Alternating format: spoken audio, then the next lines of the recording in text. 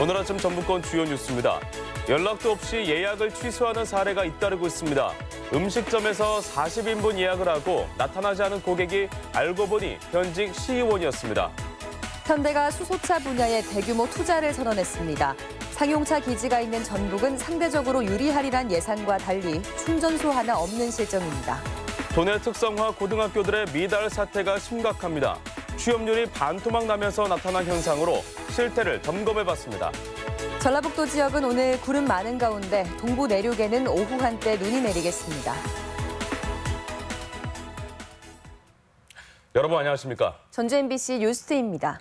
예약 고객이 연락도 없이 일방적으로 예약을 취소하는 이른바 노쇼로 인해 자영업자들의 피해가 적지 않다고 합니다. 네, 얼마 전 군산에서도 이런 사례가 있었는데요. 피해를 일으킨 손님이 다름 아닌 현직 기초의원이었습니다. 한범수 기자입니다. 군산에서 횟집을 하는 나연용 씨는 얼마 전 겪은 일을 떠올리면 분이 풀리지 않습니다. 정읍시의회 A 의원이 회식 자리를 예약하겠다며 다녀간 일이 발단이 됐습니다.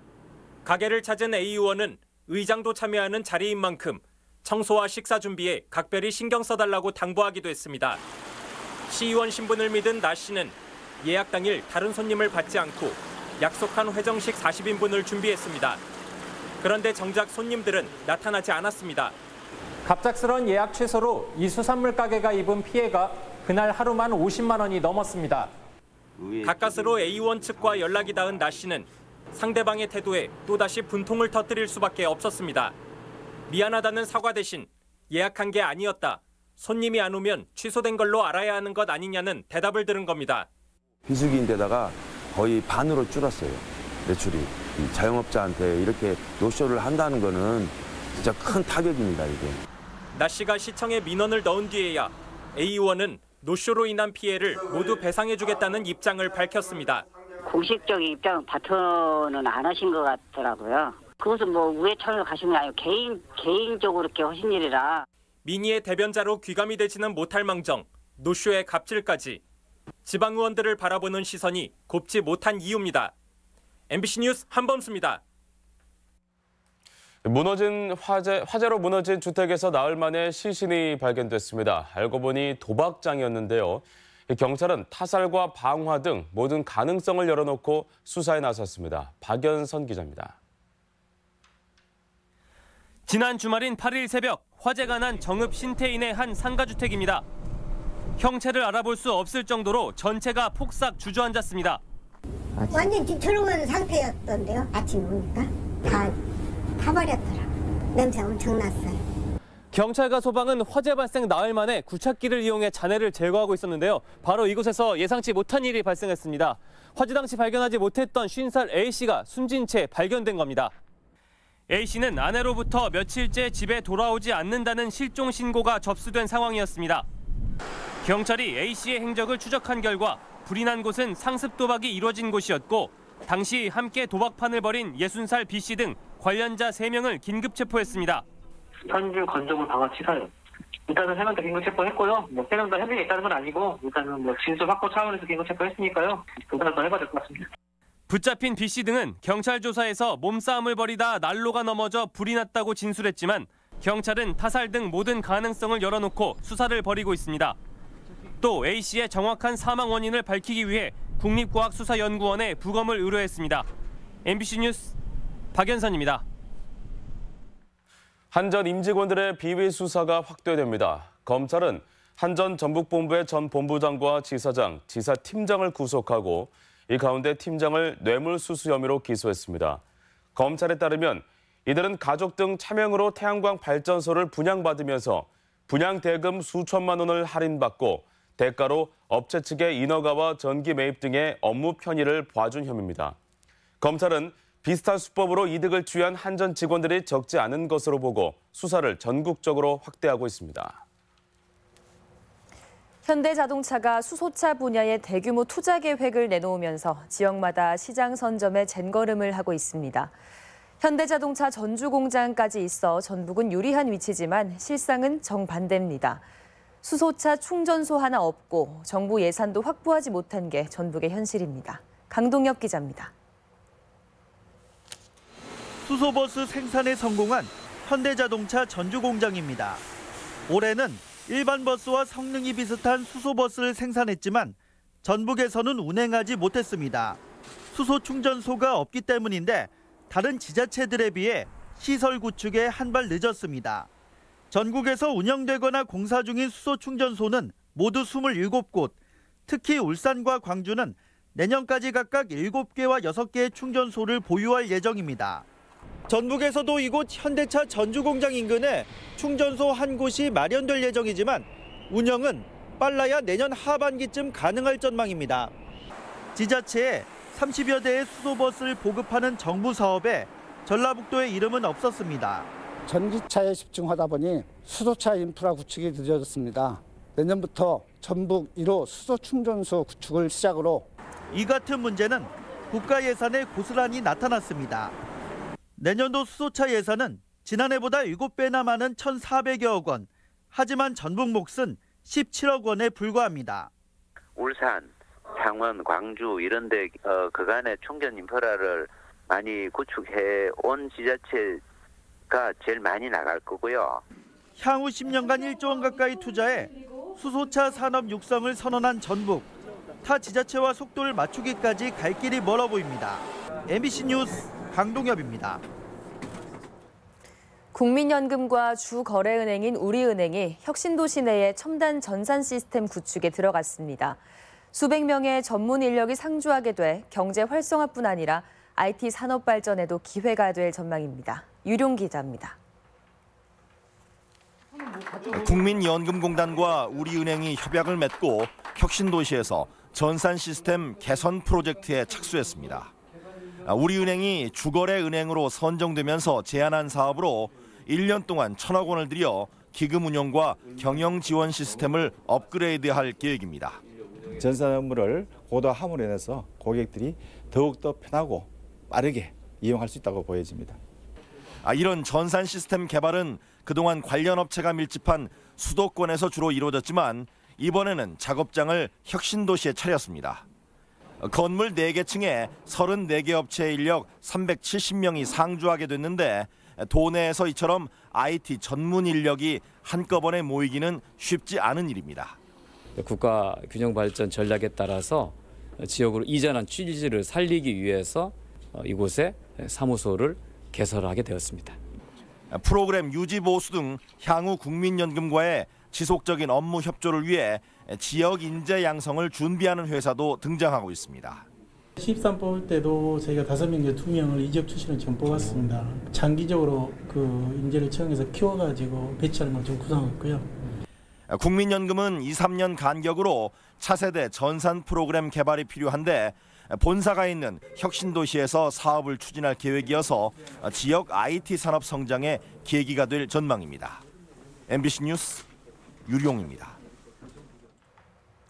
금융사기 피해 예방을 위해 전라북도와 금융감독원이 공조하기로 했습니다.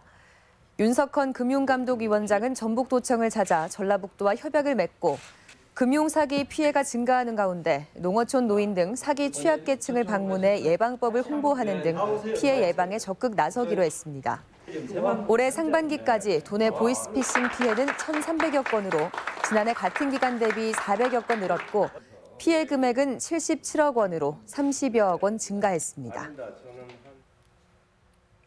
도내 특성화 고등학교의 무더기 미달 사태가 심각합니다. 말 그대로 특성화시키지 못하면 생존도 불가능한 실정인데요. 원인과 대안은 무엇인지 성인호 기자가 보도합니다. 전북 지역 31개 특성화 고등학교 가운데 70%가량이 내년도 신입생을 채우지 못했습니다. 취업률도 떨어지고 학생 수도 갈수록 줄고 있기 때문입니다. 지난 5년간 취업률은 20%대로 지난 16년에 33%로 반짝 상승했다가 다시 주저앉았습니다. 고교 입학 예정자도 지난해 2만 600여 명에서 5년 뒤인 2022년에는 1만 5천 명 선으로 줄어 미달 사태는 더욱 심각해질 전망입니다. 이 때문에 존폐 기로에 놓인 특성화고의 변신과 적극적인 지원이 요구되고 있습니다. 지난 3년간 한 번도 정원을 채우지 못했던 진안 공고는 올해 군 특성화 학교로 변모했습니다. 졸업생들이 군 기술부사관으로 채용되자 올해는 2대1의 경쟁률을 기록했습니다. 특성화고 변신의 필요성을 잘 설명하는 대목입니다. 따라서 특성화고등학교를 4차 산업에 맞게 학과를 개편하고 특성화된 교육과정을 운영할 수 있도록 개편할 예정입니다. 일선학교에서는 기업체에서 고등학교 졸업자를 일정 규모 이상 채용하는 쿼터제 도입의 필요성을 제시하고 있습니다. 또한 기업들이 위험하고 힘든 작업만 외주화해서 갈수록 열악해지는 고졸 직원의 작업 환경 개선도 절실합니다. 1년을 버티면 3년을 흡수했는데 학생들이 3개월을 넘지 못하고 돌아온 경우가 전 절반 이상이 됩니다. 각 학교의 특성화를 살리겠다며 이름까지 바꾼 특성화학교. 스스로의 변신과 지원이 절실해 보입니다. MBC 뉴스 송윤호입니다. 도내 지방의원 의정비 인상이 이어지고 있습니다. 전라북도는 어제 의정비 심의위원회를 열어 월정수당 기준 올해 공무원 급여 인상분인 2.6% 인상안을 담은 연간 5,400만 원의 의정비 인상안을 확정하게 됩니다. 이에 앞서 군산시와 장수군이 월정수당 기준 2.6%, 임실군은 1.2%의 의정비 인상을 각각 확정했고 완주군은 21% 의정비 인상안을 마련해 주민 공청회 절차를 앞두고 있습니다. 민주당이 선거제 개혁 일정을 제시해 연동형 비례대표제 도입 논의가 본격화할 전망입니다. 민주당은 어제 최고위원회의에서 연동형 비례대표제 도입 방향에 동의한다며 다음 달 선거제 개혁안에 합의하고 내년 2월 임시국회에서 처리할 것을 야권에 제시했습니다. 정의당을 비롯한 도내 야권은 민주당의 태도 변화를 환영한다며 권역별 비례대표 등 지역 정치 구조를 바꿀 선거제 개혁에 기대감을 나타냈습니다. 노인 치매 인구가 급격히 늘고 있지만 농촌 지역에서는 전문적인 치료나 관리를 받기가 쉽지 않은데요. 정읍시가 관내 요양병원 안에 치매 전문 병동을 설립하고 있습니다. 시군 소식 이창희 기자입니다. 정읍시 관내에는 파악된 치매 노인 수만 2,916명에 이릅니다. 그동안 별다른 대책이 없었지만 내년부터는 정읍시립 요양병원에서 치료와 관리가 가능해집니다.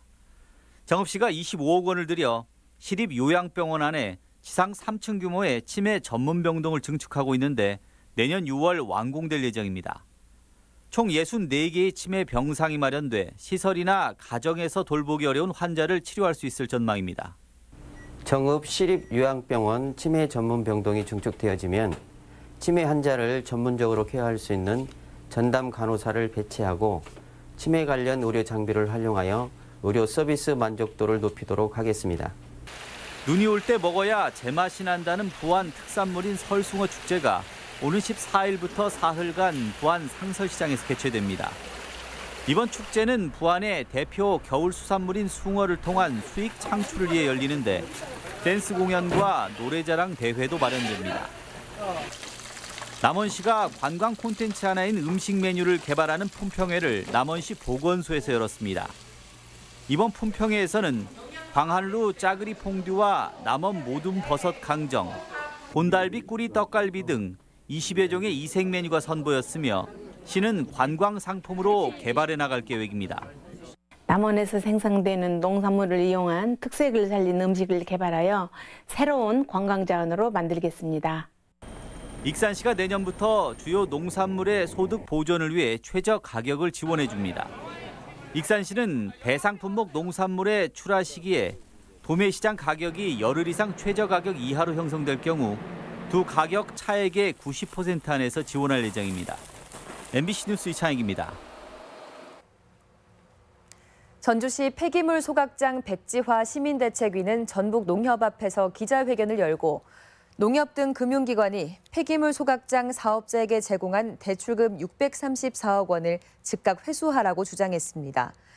이들은 공공성을 앞세우는 농협마저도 시민 건강을 위협하는 폐기물 소각업에 묻지마 대출을 한 것은 돈만 벌면 그만이라는 무책임한 모습이라고 지적했습니다. 다음은 희망 2019 나눔 캠페인 성금을 저희 전주 MBC에 맡겨주신 분들을 소개합니다. 고창군 고창읍 매산마을 주민들께서 12만 원, 주공 2마을 정현숙 님께서 27만 원, 고창군 고창읍 성북마을 주민들께서 23만 원, 동촌마을 주민들께서 20만 원 보내주셨습니다. 고창군 고창읍 신성마을 주민들께서 27만 원, 내동마을 주민들께서 20만 원, 부기마을 주민들께서 10만 원, 삼영마을 주민들께서 28만 원 보내주셨습니다. 고창군 고창읍 중림마을 주민들께서 21만 원, 김제시 황산면 문명마을 주민들께서 23만 5천 원, 조양마을 주민들께서 9만 5천 원, 죽산면 영구마을 일주민들께서 14만 6천 원 보내주셨습니다. 성금을 보내주신 분들께 감사드립니다. 다음은 우리 지역 행사와 문화 소식입니다.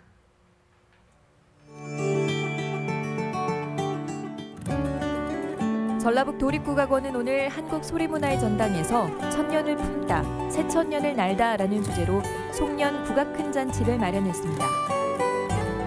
군산 시립교향악단이 오늘 예술의 전당에서 한 해를 마무리하고 신년을 맞이하는 정기 연주회를 갖습니다. 완주군 경천면 설화를 스토리텔링한 창작 연극 화합무화전이 오늘과 내일 완주 문예회관 무대에 오릅니다. 익산 공공영상 미디어센터에서는 미디어 교육과 제작 지원을 받아 완성된 작품을 선보이는 시민 영상제가 열립니다. 입장료를 라면으로 받는 라면 만땅 사랑 나누기 어울림이 오늘 남원 춘향문화예술회관에서 열립니다.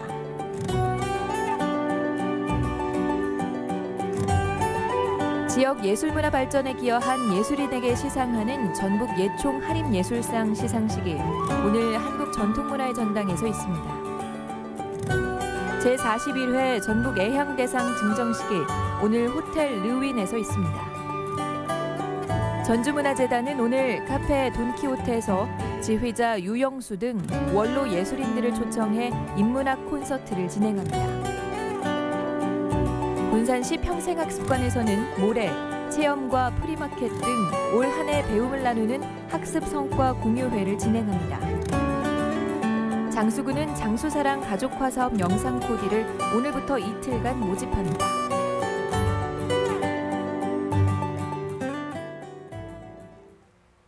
(12월 13일) 목요일 전북권 날씨입니다. 전라북도 지역은 오늘 구름 많은 가운데 동부 내륙에는 오후 한때 1에서 3cm가량의 눈이 내리겠습니다.